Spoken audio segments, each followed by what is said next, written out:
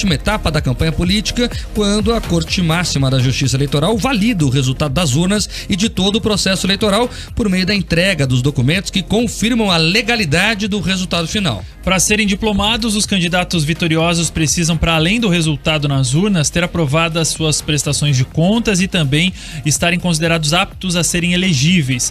Na terça passada, o TSE já havia aprovado por unanimidade a prestação de contas de Lula e Alckmin, abrindo caminho para a diplomação hoje. Agora diplomados, os futuros presidente e vice só aguardam a data da posse, marcada para o dia 1º de janeiro, quando ocupam em definitivo as chefias do Executivo Nacional. E durante a cerimônia, Lula chorou ao relembrar o caminho que percorreu para retornar à presidência.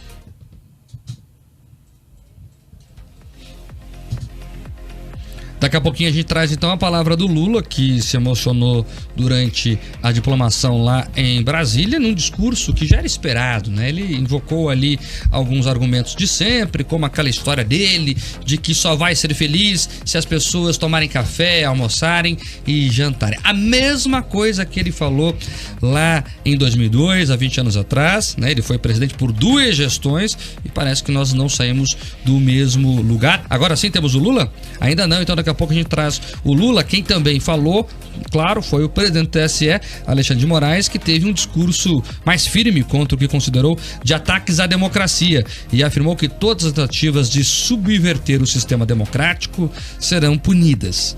A diplomação acontece no momento mais importante da tramitação da PEC de transição, também chamada de Pecanha, que foi aprovada no Senado e passa a ser discutida na Câmara dos Deputados já nessa semana. Para acelerar a aprovação, a proposta vai tramitar em conjunto com outra medida que permite que recursos diretamente arrecadados pelas universidades sejam utilizados na íntegra pelas instituições.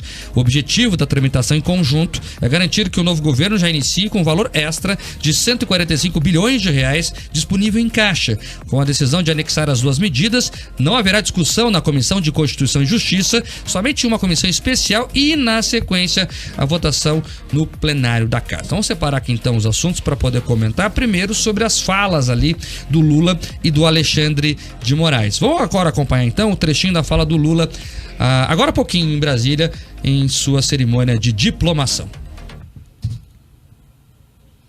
Na minha primeira diplomação, em 2002, lembrei da ousadia do povo brasileiro em conceder para alguém tantas vezes questionados por não ter diploma universitário, o diploma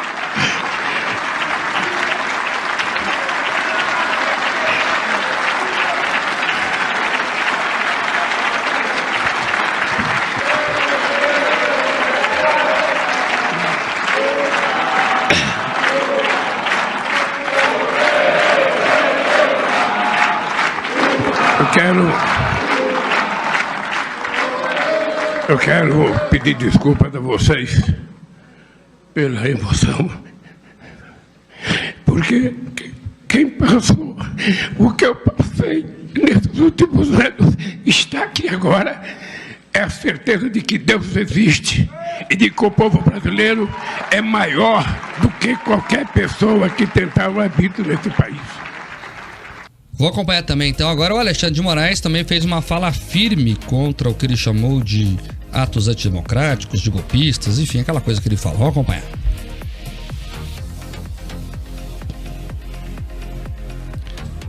Daqui a pouquinho, Alexandre de Moraes, então a gente roda o trecho dele. Vamos falar do Lula aqui.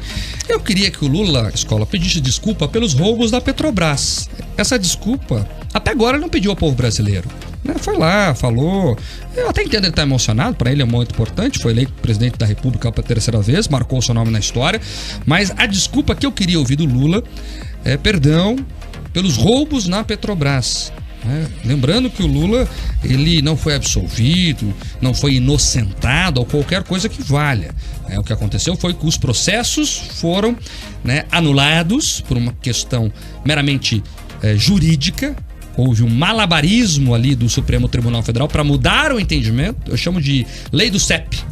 Olha, o crime aconteceu, mas tinha que julgar aqui, não lá. Então, tudo que você fez aqui, por mais que seja crime, não vale mais, tem que recomeçar. E nesse recomeço, muita coisa prescreveu. Foi isso que aconteceu. Então, a desculpa A desculpa que o Brasil esperava era, né, olha, vamos fazer diferente. Eu tô falando no sentido de construção mesmo, fazer uma autocrítica. Olha, vamos pegar mais pesado com a corrupção. As pessoas devolveram dinheiro, então ninguém devolve nada que não roubou. Então essa é a desculpa que eu esperava, o resto tá no script, né? Ele vai lá chorar, se fazer de vítima, de coitadinho, foi o que ele fez a campanha inteira e agora nada mudou. Tem Alexandre de Moraes aí agora? Então vamos lá. O Brasil encerra mais um ciclo democrático e completa 34 anos de estabilidade do Estado Democrático de Direito desde a promulgação da Constituição de 1988. Estabilidade democrática e respeito ao Estado de Direito não significam ausência de turbulências, ausência de embates, ou mesmo, como se verificou nas presentes eleições, não significa ausência de ilícitos e criminosos ataques antidemocráticos ao sistema eleitoral e à própria democracia. Estabilidade democrática e respeito ao Estado de Direito significam observância fiel à Constituição, pleno funcionamento das instituições e integral responsabilização de todos aqueles que pretendiam subverter a ordem política, criando um regime de exceção. E o Moraes, então, naquela levada dele de perseguição total a quem faz qualquer pergunta ao processo eleitoral brasileiro. Me preocupa mais a fala do Moraes, viu? A escola do Lula tá no script. Todo mundo esperava que queria dizer isso. Agora a fala do Moraes me preocupa porque ele também não faz qualquer autocrítica. Lacrador demais, né? E contra alguns excessos que ele mesmo deve admitir que o Supremo e o TSE fizeram nessas eleições. E veja, também tá na Constituição, né, o processo legal. Como é que faz acusação sem Ministério Público, ministro? Pergunto aqui, humildemente. O senhor que é professor de direito constitucional, está lá nos seus livros, inclusive. Como é que o senhor é vítima, o senhor é investigador e o senhor é julgador, tudo junto ao mesmo tempo? Cadê a imparcialidade? Cadê a equidistância para julgar um fato? É isso que a gente pergunta. Então, são perguntas que estão no ar ainda e que o Brasil vai ter que buscar as respostas, viu, Escola? É isso que a gente tem que entender a partir de agora. Mas é uma cerimônia muito importante, ela marca o fim do processo eleitoral. Agora é só a posse lá em 1º de janeiro. Sabe que eu estava acompanhando, inclusive, a participação, a fala do Lula, eu até estava lendo a íntegra do discurso dele há pouco aqui. Ele fez muitos elogios, claro, às instituições, porque eu acho que é o papel nesse momento de quem está entrando na escola nova, vamos dizer assim, quando você está chegando num grupo novo, eu acho que faz parte você querer agradar todo mundo e depois você vai mostrando ou dando as suas cartas.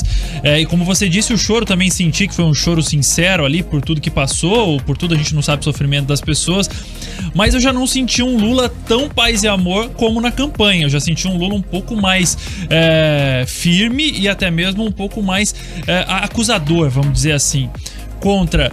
Falou do atual presidente Jair Bolsonaro, falou desses atos que estão na frente dos quartéis. Sai um pouco daquele discurso de que ele usou na campanha, né? Que ele queria pacificar o país. Não me parece que ele começa, ou pelo menos é diplomado com essa intenção.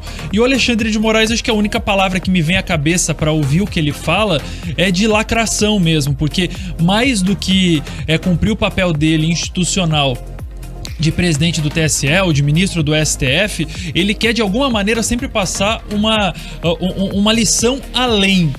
Mas eu não sei se é o papel dele ser esse professor pardal aí. Não pode ser. Ele é um juiz, ele é um magistrado. Ele tem que manter distância dos fatos e não emitir opiniões.